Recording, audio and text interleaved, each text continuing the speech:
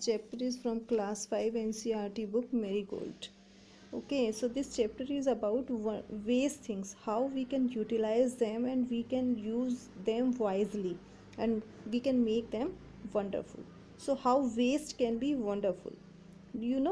Chapter's name is Wonderful Waste. Wonderful का मतलब होता है fantastic और extremely good, and waste होता है the things we generally use carelessly और वी थ्रो इट और ऑफ नो यूज़, है ना, जो चीज़ हम फेंक देते हैं या जिसकी हमें ज़रूरत नहीं होती. और वंडरफुल वंडरफुल होता है बहुत अच्छी चीज़. तो एक वेस्ट थिंग कैसे बहुत अच्छी हो सकती है, we will read in this chapter.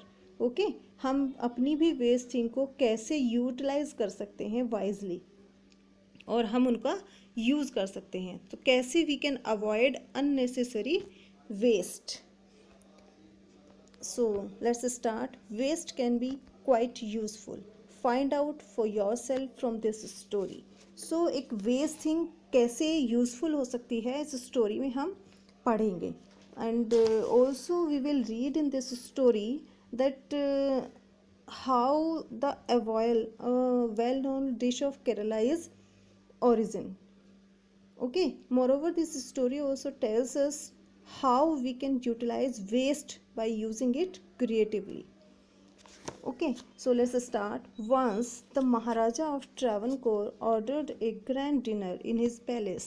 In the afternoon before the dinner, the Maharaja entered the kitchen to survey the dishes that had been prepared for the feast. तो एक बार एक राजा था जो ट्रावनकोर एक प्लेस है केरला में, वहाँ पर था और उसने क्या ऑर्डर किया, उसने एक ग्रैंड डिनर, रात का एक भोजन बहुत बड़े लेवल पर उसने अपने पैलेस होता है महल में ऑर्डर किया. In the afternoon before the dinner, जिस रात वो भोजन होना था, जिस रात वो दावत होनी थी, उसके शाम के समय maharaja enter the kitchen to survey the dishes. Maharaja ने क्या किया, किचन में एंटर किया, क्या करने के लिए, उन डिशेस को सर्वे करने के लिए. एक बार हम देखते हैं ना कि हमारी तैयारी प्रॉपर हो रही है कि नहीं हो रही है, तो उसने उसको चेक करने के लिए कि डिशेस प्रॉपरली बन रही हैं कि नहीं बन रही हैं, मेरी दावत जो है उसकी, वो किचन में गया और उसने उसको चेक किया. Where are you going to do with those vegetable scraps, he asked the cook, pointing to the basket of scraps near the cook. The cook replied, "They are waste. We will throw them away." "What are you going to do with those vegetable scraps?" राजा ने क्या पूछा cook से, राजा ने cook से पूछा, "What are you going to do?" ये जो vegetable scraps हैं, वेजिटेबल स्क्रैप्स होते हैं सब्जियों के छिलके, तुम इन सब्जियों के छिलकों का क्या करोगे, इनका क्या करोगे. और उसने पॉइंटिंग टू द बास्केट, जो बास्केट रखी हुई थी एक कोने में, उसमें सब्जी के छिलके रखे हुए थे, उसकी तरफ उंगली से पॉइंट आउट किया और बोला, इनका क्या करोगे आप लोग. फिर कुक ने उसकी तरफ पॉइंट आउट करते हुए कहा कि ये छिलके तो वेस्ट हैं, we will throw them away, हम इनको फेंक देंगे, हम इनका कुछ नहीं करेंगे, है ना. हम आपने घर में भी देखा होगा कि जो मम्मियाँ खाना बनाती हैं, उसके बाद वो जो छिलके होते हैं सब्जी के, उनको हम फेंक देते हैं, जनरली कुछ नहीं करते हैं, they are waste. You cannot waste all these bits and pieces of vegetables, find a way to use them. The Maharaja commanded sternly and walked away. You can't waste, तुम इसे वेस्ट नहीं कर सकते. All these bits and pieces of vegetables, जो ये vegetables के pieces और ये छिलके और ये टुकड़े हैं, इनको आप वेस्ट नहीं करेंगे, इनको यूज़ करने का कोई रास्ता ढूंढिए. महाराजा ने कमांडेड होता है ordered, sternly strictly, and walked away, और वहाँ से चले गए. राजा ने स्ट्रिक्टली कहा कुक को कि आप इन सबको यूज़ कीजिए, और वो वहाँ से चले गए. The cook was in a fix and kept staring at the vegetable scraps for some time. अब जो कुक था वो एक ऐसी सिचुएशन में आ गया कि कैसे बचूं मैं, इन्हें फिक्स होता है ए सिचुएशन हार्ड टू एस्केप. अब उसने सोचा कि मुझे तो कुछ समझ नहीं आ रहा है, मुझे क्या करना चाहिए, और kept staring at the vegetable scraps for some time, sometimes होता है कुछ टाइम, केप्ट स्टेरिंग मीन्स घूरते रहे, उसको देखते रहे, किसको देखते रहे? जो वेजिटेबल स्क्रैप्स थे, जो वेजिटेबल के छिलके रखे हुए थे बास्केट में, उनको देखते रहे। सडनली, अचानक क्या होता है, उनको देखते देखते जब कुक उनको देख रहे थे तो अचानक an idea flashed across his mind, अचानक उनके दिमाग में एक आइडिया आया। किसके दिमाग में? कुक के दिमाग में। He took all the vegetable bits, wash them and clean them well. उन्होंने जितने भी वो वेजिटेबल के टुकड़े और छिलके थे उन सबको ले लिया और क्या किया? वॉश देम, उनको सबको धो लिया। क्लीन देम वेल, और बहुत अच्छे से साफ कर लिया उनको।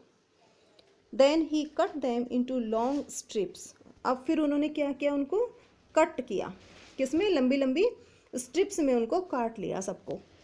He put them in a huge pot and placed it on the fire to cook. उन्होंने उनको एक बहुत बड़े बर्तन में रखा, ह्यूज पॉट होता है बहुत बड़ा सा बर्तन, और उसको क्या किया? फायर पर ऊपर रख दिया। हम चूल्हे पर रखते हैं किसी चीज़ को पकाने के लिए, तो ऐसे ही इन्होंने आग जलाई और उसको उस जो बड़ा सा पॉट था उसको उस पर पकाने के लिए आग पर रख दिया। Next he ground some fresh coconut, green chillies and garlic together. उसके बाद उन्होंने क्या किया? कुछ कोकोनट, ताज़ा कोकोनट, ग्रीन चिली, हरी मिर्चियाँ और गार्लिक को एक साथ उसमें पीस लिया, ग्राउंड कर लिया। He added this paste and some salt to cooking vegetables. अब उन्होंने ये जो बनाया था सारा पेस्ट, स्क्रैप्स डाले हुए थे, उसमें सबको मिला दिया। A tempting smell started coming from the pot. एक बड़ी ही टेम्पटिंग स्मेल होती है कि उस स्मेल को सूंघ कर हमसे रुका ना जाए, हमारा मन करे हम इसको सिर्फ खा लें, ऐसी स्मेल को हम टेम्पटिंग स्मेल कहते हैं, है ना, कि बस रुकने वाली नहीं है ये, बिल्कुल भी उसकी तरफ ही हमें ले जाती है। अब उस पॉट से ऐसी स्मेल आने लगी सबको, सब उसकी तरफ देखने लगे, इसमें क्या बन रहा है, इसे सबको खाने की सोचने लगे। Now he whipped some curd and added it to the curry. अब उन्होंने क्या किया? सब कुछ दही थोड़ा सा फेंट ली और उसको भी उस जो बन रही थी ये पॉट में, उस करी में डाल दिया। He also poured a few spoonful of coconut oil and decorated the dish with curry leaves. अब उन्होंने क्या किया कि जो ये हमारा करी बन रही थी उसमें उन्होंने कोकोनट के ऑयल की कुछ चम्मचें भरी और उसमें डाल दी। And decorated the dish with curry leaves, और उस जो ये हमारी करी बनी उसको लीव से, करी लीव से, उसको करी पत्ता होता है उसकी पत्तियों से उसको डेकोरेट कर दिया। Lo and behold the new dish was ready.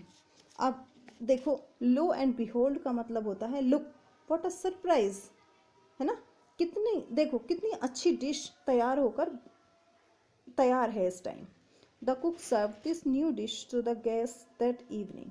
अब उस कुक ने जो शाम को डिनर था, सारे गेस्ट आए, उन सब को वो डिश परोस दी। Everyone was eager to know the name of the new dish.